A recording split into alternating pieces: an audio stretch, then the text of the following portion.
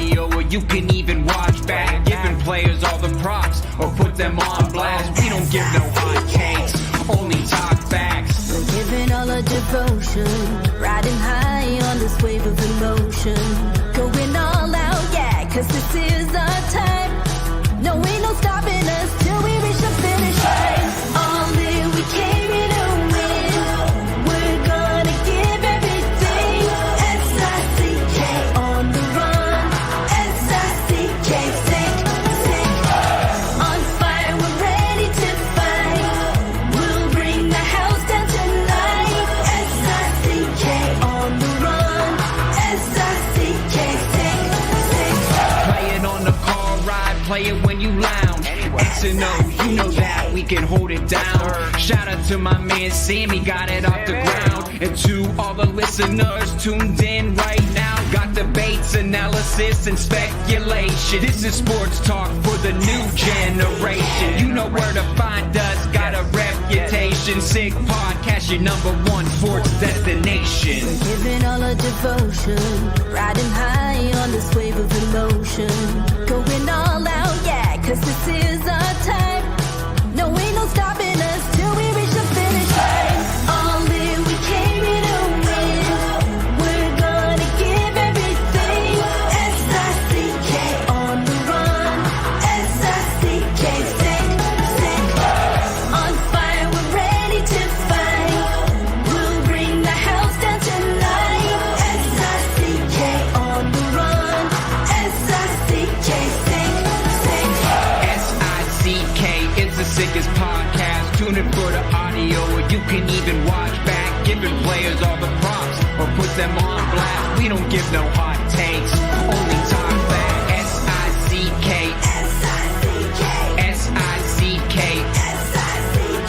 S-I-C-K, S-I-C-K, S-I-C-K. All in, we came in to win. We're gonna give everything. S-I-C-K on the run.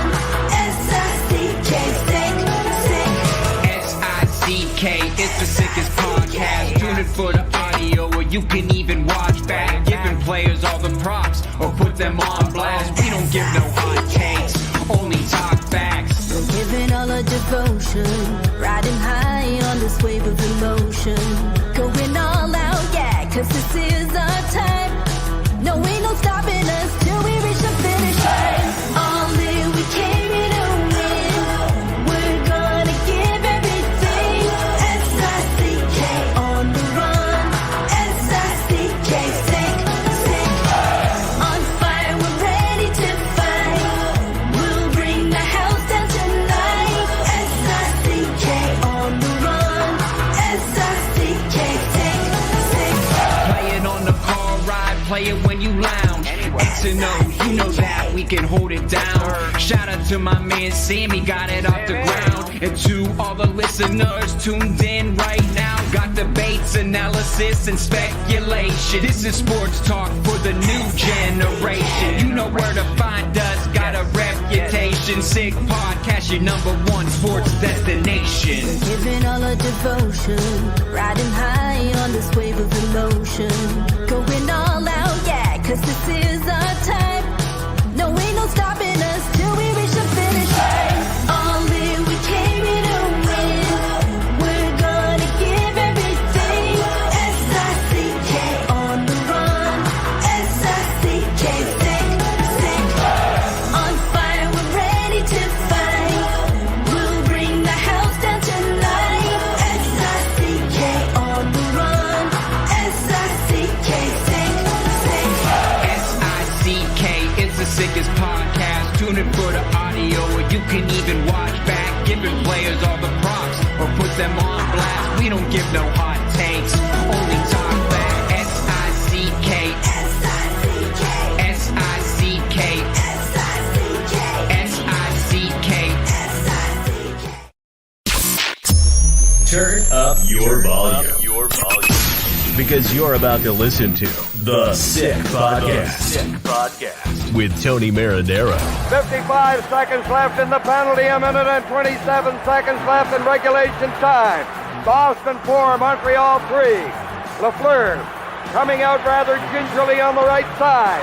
He gives it into Lemaire, back to Lafleur. Oh! The sickest Montreal Canadiens podcast. You're in the fall! Sports entertainment like no other. Rejoint, on lui fait perdre la rondelle, une passe devant. Et c'est le dégagement et ce sera la victoire des Canadiens. Coupe Stanley pour les Canadiens. Le 23e de l'histoire. You found the dogs! John, you found the dogs! He found the dogs! And all together, they worked a young team to the top. And now, a 24th Stanley Cup banner will hang from the rafters of the famous Forum in Montreal. The Canadiens win the Stanley Cup. Brought to you by Energy Transportation Group. Driven to be different. La Vida TV. Embrace your true nature. And Playground, your premier gaming destination. It's gonna be sick. Marinaro on this Monday, July 3rd. How is everyone doing? We're talking Montreal Canadiens hockey live on YouTube, live on Facebook, live on Twitter. It is the Sick Podcast, brought to you in part by Bittt TV, brewed in Quebec. A winner of a dozen international awards, Bittt TV offers quality microbrewery beers made with premium ingredients for everyone's taste. Bittt TV, embrace your true nature. Also brought to you in part by Playground. Over 600 machines, poker tournaments, and playground casino games. Daily promotions, unmatched customer service. Why go anywhere else? Located just over the Mercier Bridge, only minutes from downtown Montreal. And also brought to you in part by Energy Transportation Group, recently named by Deloitte and CIBC of one of Canada's best managed companies, the country's leading business award, recognizing innovative and world-class companies. The best managed Canadian companies designation fuels Energy's purpose of creating progress for their customers, their employees, and their communities. Join a winning team and check out Energy's career page for available opportunities. All right, folks, I know there's a lot going on.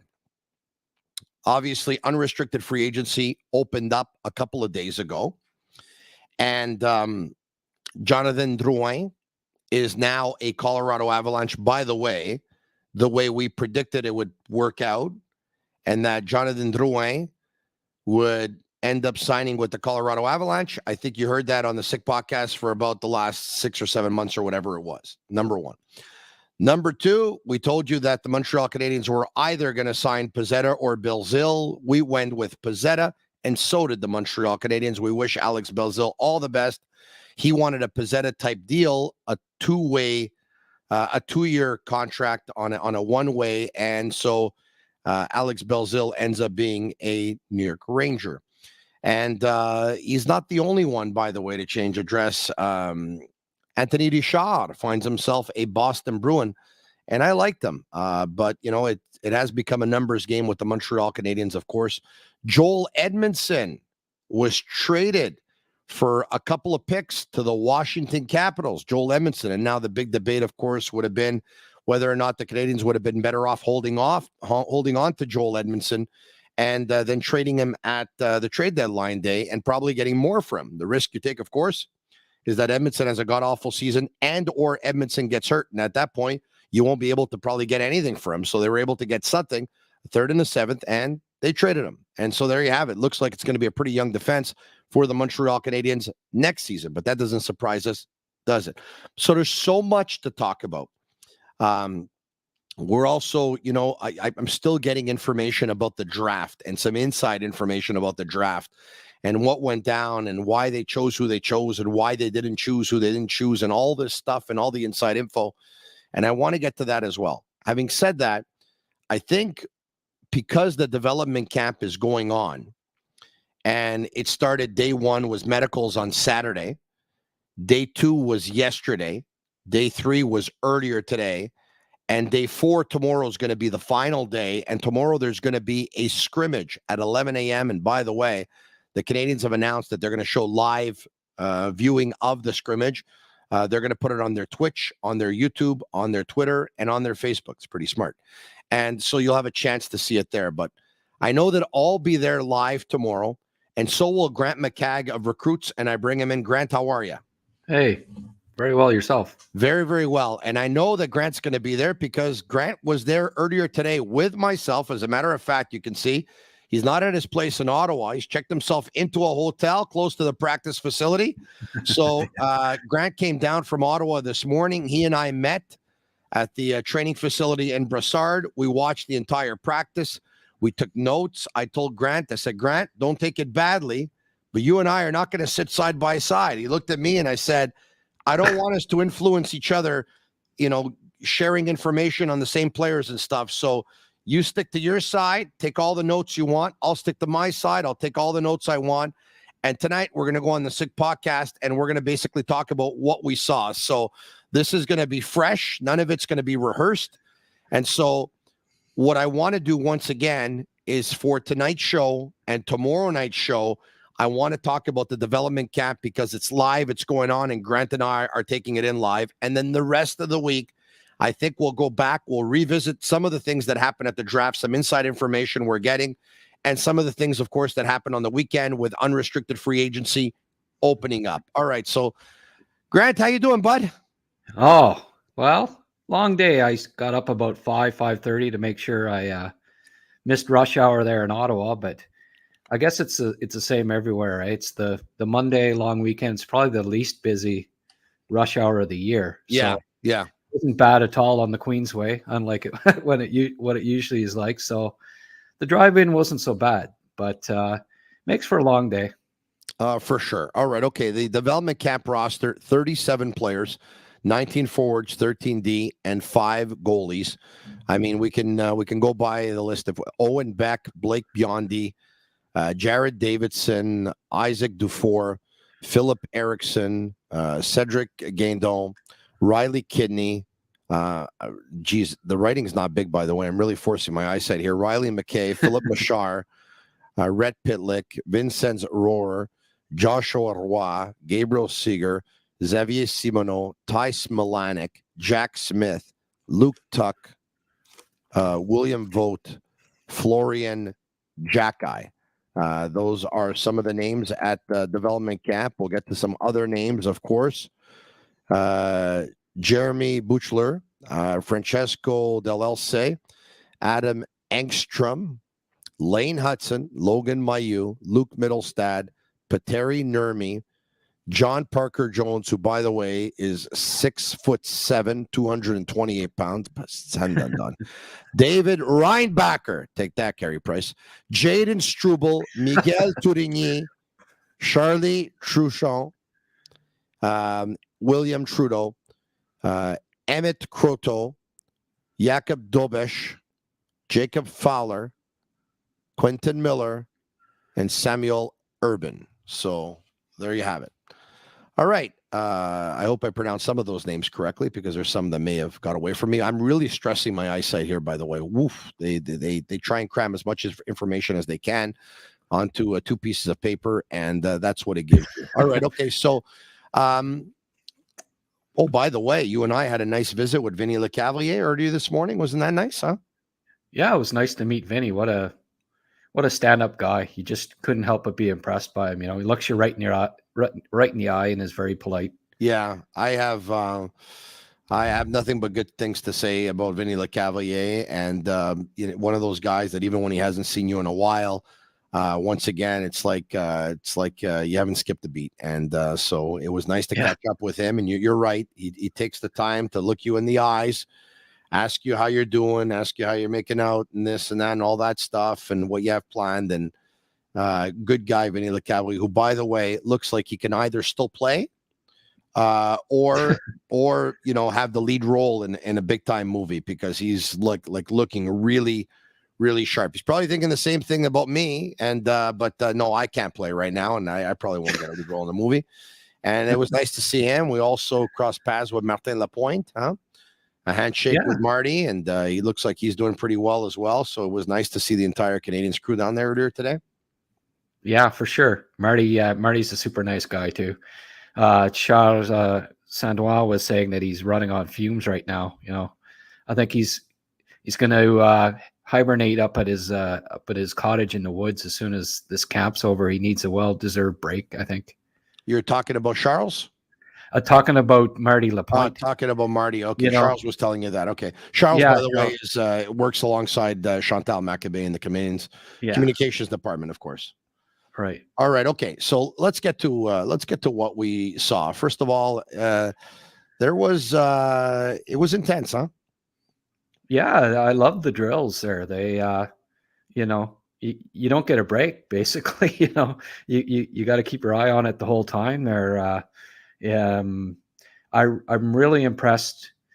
Like Stu, I was talking to Stu Cowan there, and he's saying that you know, in the past they used to just basically scrimmage all the time. You know, there wasn't all these high paced fast drills that they were doing, and I think what it's really good is that you see how they do in tight spaces, because they, you know, they'd only play from the blue line in, and they'd have the rest of the kids standing on the, you know, along the blue line.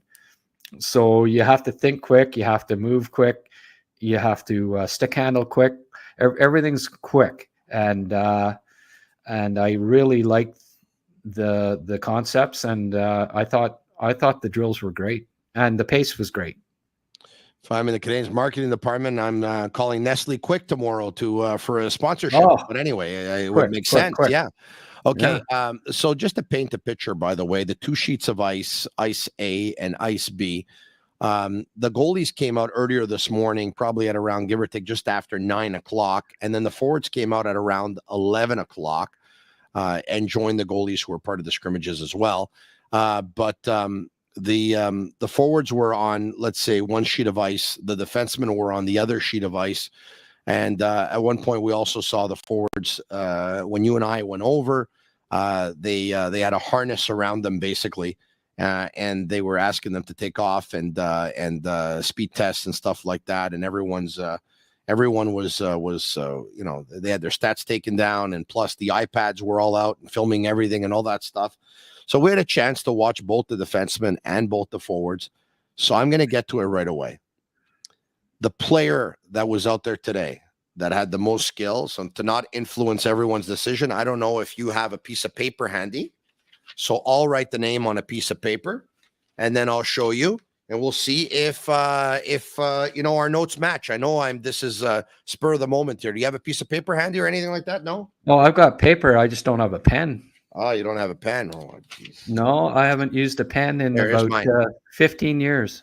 Oh, wow. Okay. Type everything these days. All right. Okay. So we'll do it another way. Okay. I don't know if there's a pen in here. Okay. The best hands and the most skill.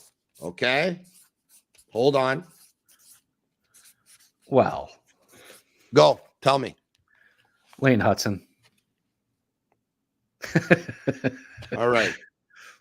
We'll get to that. The player, now, don't say anything yet, that looks the most NHL ready. Logan. And by the way, hold on. You just said it. Yeah. All right. Without a doubt. Is there any other category that you want to do that we should think about here, or what? Well, like physical, like who impressed you the most physical talent, like size, skating, combination that just kind of Mailloux. Exactly. I don't think it was even close, Tony. So to be frank, and this is really going to get interesting now, because our buddy Simo the Snake Boisvert is very, very opinionated when it comes to Logan Mailloux. You know, he's a little bit older than all the other players that he played against in the OHL. He was in his final season in the OHL. He relies too much on his physicality and on his size. It's not going to translate at the National Hockey League level. This guy is at best an AHL player. You'll see he won't play in the National Hockey League. So I'm going to say this, and that's Snake's opinion, of which one I definitely do not share. I believe that Logan Mailloux is one of the Montreal Canadiens' top prospects. And I think you can make a case that he is one of the best packages, if not the best. He looked like a man against boys out there today. He looked like a man against boys. Yeah, it's exactly what he stood out. He looks, I think he's going to push for a spot in training camp. I think his defensive game's a lot better than people give him credit for. By the end of the playoffs in London, he was playing 27 minutes a game for the Knights. And Dale Hunter doesn't play a defenseman 27 minutes a game in a shutdown role, killing penalties, defending leads if he thinks he's not good defensively. And nobody is a better talent evaluator in the OHL than Dale Hunter, as far as I'm concerned. So we saw that today, that I think he's going to impress defensively and definitely impress offensively. I mean, you see the shot, the skating, like his size skating combination. He's one of the best, most impressive combinations that I've seen in a Canadiens defenseman in a long time when it comes to that. Listen, he's big, he's strong, he is mobile, and that, this is once again, when we talk about an interesting package, when you get a defenseman this big, it's hard for them to be this mobile. So I'm thinking like Shea Weber big type of thing. And, to see him this mobile, this at ease with the puck, you saw some drop passes, this, that, whatever. He dangled like forwards usually dangle. And the same thing for Hudson, by the way. His relationship with the puck, Lane Hudson today, his stick work was like reminiscent of Kovalev. Okay. And we'll get to him in just a minute. But Mailloux too is very comfortable with the puck. You talk about some of the criticism of him out there, of his play without the puck, but he's a guy that I didn't see him get beat. I didn't see him lack awareness on the ice. And I saw a nasty player. I saw a player that was using his stick, but using his stick and cross-checking in the back and pushing in the back. And I saw a player who was hungry today, very hungry. And I think, Simon brought up the point about, his final year in the OHL. Well, he's only played about 100 OHL games, and when you consider that the kid's only played major junior like about 100 to 120 games, all told, where he's at in his development is just extremely impressive. And I think, the amount that he has improved since he first stepped on the ice last year after suspension, and he played like 12 games, and you'd see him get caught flat-footed and stuff. Well, it was his first OHL game. So, but from what we saw there to what we see now, especially defensively, I've seen such an improvement. And I think if he doesn't make the Canadiens out of camp, I would be very surprised if he doesn't. You don't see him at some point this season, because the improvement curve with him is just keeps going up. Wow. So you think he can make the team out of camp, eh? He might. I mean, he might end. He might be the best right defenseman that they have. So it might be tough to cut him. Like if he ends up playing as well in the exhibition games as I think he can, he's gonna win a roster spot. It's not a stretch to say that, because their right defensemen, of course, are Savard, Barron, and Kovacevic. With all due respect to them, it's within reach. Yeah. Oh, for sure. No, there's no doubt about it that he has the of those four, that he's the one that has the whole physical package there. So certainly from that standpoint, he's the most skilled for sure. Speaking of physical, we had a chance to catch up with Jaden Struble, and we'll put his face on the screen so that a lot of people can actually put a face to a name, because he left Northeastern last year at the end of the year and made his way to the Laval Rocket, but some people haven't had a chance to see him play with the Rocket, or haven't had a chance to see him talk in an interview or whatnot. Let's bring him up if we can. More comfortable just being in Canada, just in general. I mean, Broussard, Laval, Montreal, all the training facilities are very similar.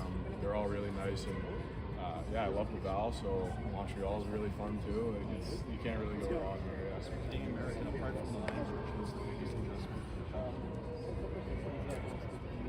Besides the language, Maybe just the prices. I like going out to dinner, and because like you kind of just get whatever, and it's just like not as much as you think it is, like at all. So I kind of just splurge on dinners, I guess, is the biggest thing. Or even shopping. Like I went into the Broussard little like plaza and spent a good amount of my per diem, but in American, it's not that much. It's a good exchange. Yeah. All right, there you have it. Among some of the bits of conversation we had with him there, but so he likes the fact that he can spend his American dollars here in Montreal because it can get him a long way. Mind you, we didn't talk about the taxes, but you had a chance to talk to him about something too, because there was some familiarity there for him, right? Yeah, Buechler, his defense partner last year in Northeastern, got an invite to camp, and he was saying like he didn't even know till like a couple days before that his old defense partner at Northeastern was getting an invite. So he's going back and transferring to another college this year, Jaden was telling me. So he's got one more. He's going to do a 5th year of college, but he didn't look too bad. Like he's a 6'4" kid. Yeah. Of the invites, I'd say that he was one of the more noticeable. Yeah. Fair to say. Yeah. Did you notice that? Yeah, I thought he was comfortable. I thought he was a guy that wasn't nervous out there whatsoever. I like Struble too, by the way. Oh yeah. I like. He's got to get in shape though, eh, Tony? My God, is he a piece of work or what? Is he? We got tipped off by Marc Bergevin when they drafted him, and he said this guy's a Greek god. Remember that? Yeah. But he's put together. We can understand why Trevor Timmins likes him. Trevor finally found somebody bigger than him. Yeah, he's ripped. The guy's ripped. An Adonis. More than one guy has said that. I think. Jordan Harris, said that a couple times about him. Yeah, definitely ripped, big time. Let's actually take a look at Joshua Roy and bring him up as well. There's two things that either happen. You either end up in the same chair. First-line player ends up being a first-line player in the National Hockey League, or sometimes you have to kind of change your game to make it to the big league. When you take a look at what it takes to make it to the National Hockey League, where do you see yourself when everything ends up working out?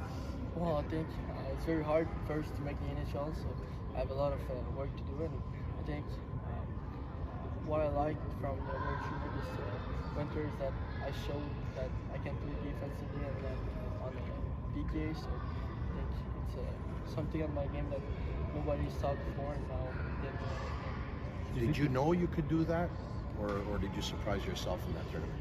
I kind of surprised myself a little bit. I never played in PK before, even Bittt and Danta. I was not on a PK, so that was the first time, and I did pretty well, so I was happy about it. All right, there you have it. He likes the fact, and the sound was a little low today, but it'll be better tomorrow, I'm sure. He likes the fact that he played the penalty kill with Canada at the World Juniors. He was surprised that the coach asked him to play the penalty kill at the World Juniors because he came with a reputation as not the best defensive player in the world, but a very good offensive player. And you know what the label is, right? Grand players that play in the queue, offensive players, they usually get that label that they're not very good defensively. So he was surprised that he was asked to play the penalty kill. He played it really well, and it gave him a lot of confidence. So you know what? He thinks he can be a good two-way player in the National Hockey League. Oh, yeah. He played they put him down on like a checking line, and it was maybe Canada's most effective at the World Juniors. He's very smart. You saw it today at practice, just the poise that he has, even in the tight spaces. He knows he finds, his vision is just superb, and his poise and smarts are what really jump out. And I think every camp that I've been to, his skating's looked a little better each year too. I think you can tell he's a small town kid. He's a bit, he's a bit shy, and I'll give him a couple of years in Montreal, and I'm sure the shyness will start to come out with him. But a good kid, just a little quiet and a little shy, but so smart. It's going to be all about his IQ. I think that's going to get him a job in the NHL and help your power play for sure. But he's smart enough and I think strong enough to to get a role in the NHL. Like, I don't know that he'll be fast enough to be in the top 6 with the Canadiens down the line, but he showed, especially this past year, that he can play a third line role and not hurt you defensively. And I think that's going to be his ticket to the NHL, that a coach will be able to trust him out there, in any type of role. So I think he's got an NHL future down the road, I think. At what position exactly? Which wing? That's a good question. The wingers typically can move to either one. Like, I don't know that wherever there's a spot, he's smart enough. He's a smart enough player that I think he could play either wing. Yeah, I asked the question I asked because, of course, we know Guy Carbonneau had put up an incredible amount of points in the Quebec Midget Junior Hockey League, and then all of a sudden, with Les Seguin de Chicoutimi, and then all of a sudden he's drafted by the Montreal Canadiens, he makes his way into the National Hockey League, and you know what? The Canadiens tell him, we think we're going to make you like a shutdown centerman. And so sometimes you got to take yourself out of your comfort zone and do different things or become a different player or play a different role. And the fact that he was able to play the penalty kill, I wanted to discuss it with him. Do you see yourself more as a third line player or as a top 2 line player in the National Hockey League? He sees himself as an NHLer, period. And you know what? We wish him all the best. JF Houle, the head coach of the Laval Rocket, was one of the coaches who was on the ice, by the way. There were many. Adam Nicholas was on the ice, and Marie-Philippe Poulin was on the ice, and Marco Marciano was on the ice. And, the list goes on, but we had a chance to talk to the head coach of the Laval Rocket, JF Houle. Let's hear what he had to say. We're younger, but we're going to be competitive. Usually younger isn't always competitive. It makes you so sure that you'll be a very competitive team despite losing a lot of experience. I think it's going to be a talented group. And, a lot of teams in American Hockey League, sometimes when they have a young, talented group, they get better as the year progresses. And I think that's what's going to happen with us. They'll learn. There's just going to be some harsh times in the beginning of the season, but I think after Christmas, I think they're going to learn a lot from the league, and they'll be better for it. So I think we'll be competitive. There you have it. JF Houle, who said earlier and answered a question in French and said, we're going to be a younger team. We lost a lot of experienced players, but we're going to be a very competitive team. And my question to him was, younger at the American Hockey League level is usually not overly competitive or very competitive. What makes you so sure that you will be? And he talked about the fact that he's going to have a talented team on his hands. It's going to be the most talented AHL team the Habs have had in a long time, I think. It'll be young, but there'll be more.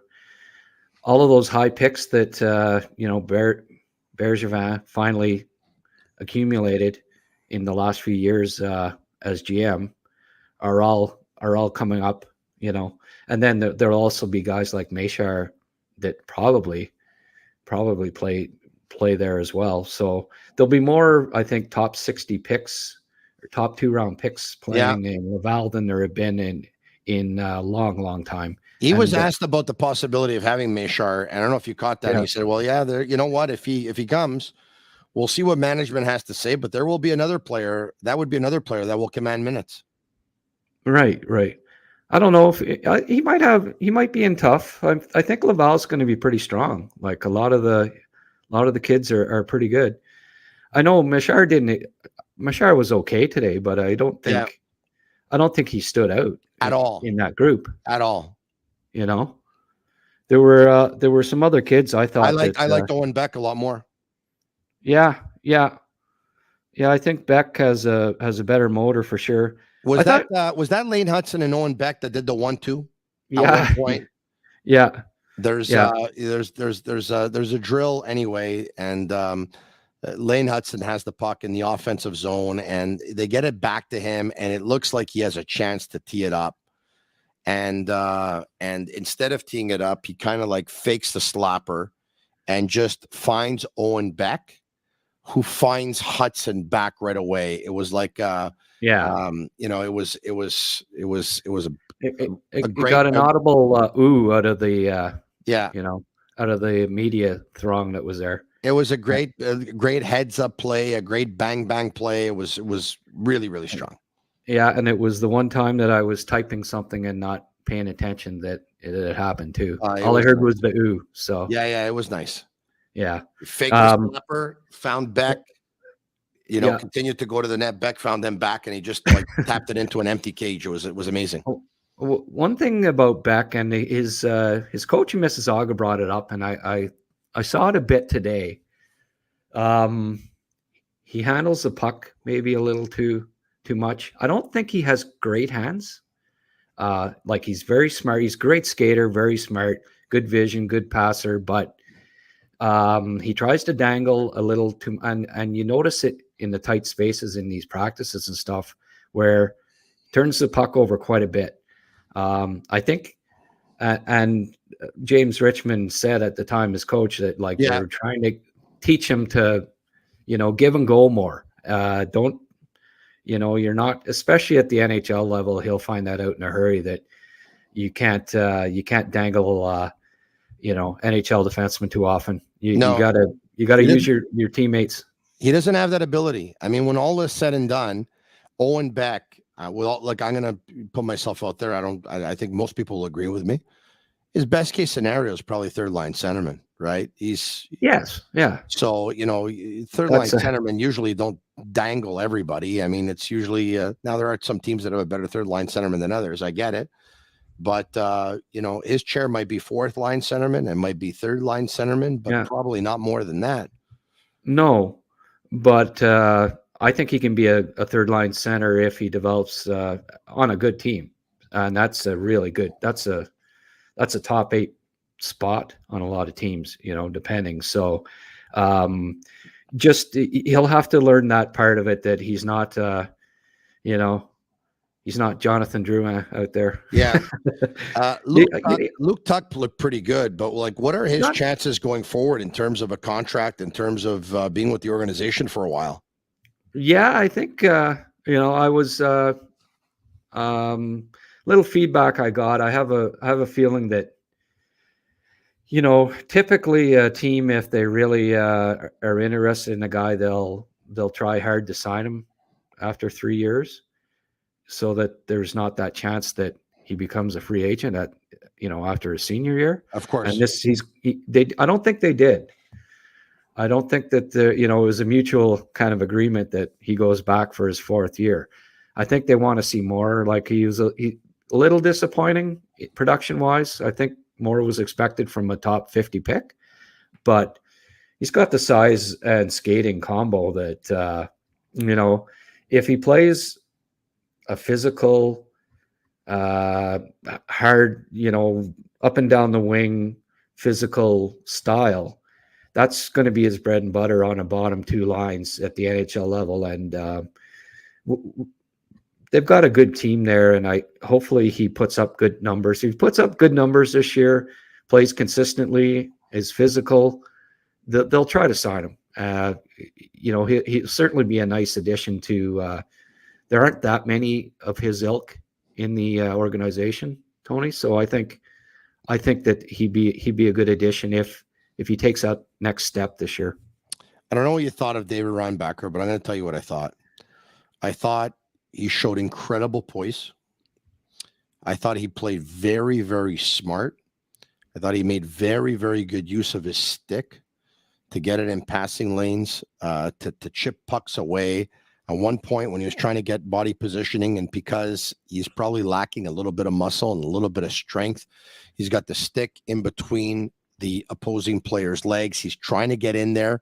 He's doing whatever he can in terms of smarts to get body positioning on a player that might be stronger than him. My evaluation is that this player needs to put on muscle. This player needs to get stronger. Once this player puts on muscle and gets stronger, this player can play. Based on what I saw, his ability with the puck, I'm not so sure he ends up on a first pairing D on the point, on the power play, but or first pairing on the point. But he can make his way on a power play. And I just think he needs to get a little bit stronger. And compared to, we saw some other guys out there that are obviously stronger than him. But if he can put on some muscle and stronger, I really liked his smarts and I really like the use of his stick. Yeah. My first impression, the first thing I wrote down was needs to put on muscle, So yeah, even though we weren't sitting beside each other, Tony, we had similar notes. So there you go. No, he definitely. I think he's probably a couple of years away. I'd be surprised if he's ready physically next year to step into the. What I'd like to see ideally is the problem with your draft year is you don't really get a lot of time to train because there's so much stuff go on. Yeah, yeah.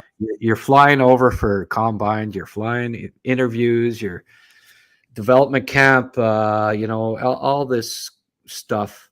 And he played in the World Championships, and that, like, he needs an off season next year, and then the year after, I think, where he really dedicates himself to putting on 10, 15 pounds of good muscle. And it might be a couple of years for him, but. So what do you say? One season in Switzerland, one season in Laval, and then with the I think so. Yeah. That's what it looks like to me. I think that's just the missing ingredient with him is to just get stronger. You also noticed, I think, a little bit, he was breathing pretty heavily. Yeah. I think, and that's part and parcel with the getting stronger, build his endurance, build his strength. And those, I believe, are the two things that he most needs to improve. But I agree with you on him having good puck skills, good edges, and very smart. Yeah. The one guy that is probably not the sexiest name out there in terms of defense and defense prospects, but a lot of people have a lot of good to say. And I saw it today. I saw it with my eyes, is Engstrom. Engstrom. That's the guy I have written down here, Tony. Engstrom is good. I saw him particularly battle with Mailloux. They were doing drills, and I know they're both defensemen, but they were doing 1v1 drills, right? Engstrom trying to get through Mailloux and make his way to the goal. Mailloux trying to get through Engstrom. And it was a big-time battle of two players who really wanted it. And Engstrom, I loved his compete. I love the way he uses his stick, too. Engstrom is good, Grant. Very good. Well, I've been high on this kid for 2 years. I liked him in his draft year, and I liked him even more this past year. I know on numerous times I did videos on him that are on Recruit's YouTube site, and sung his praises all year. But to see him live here today,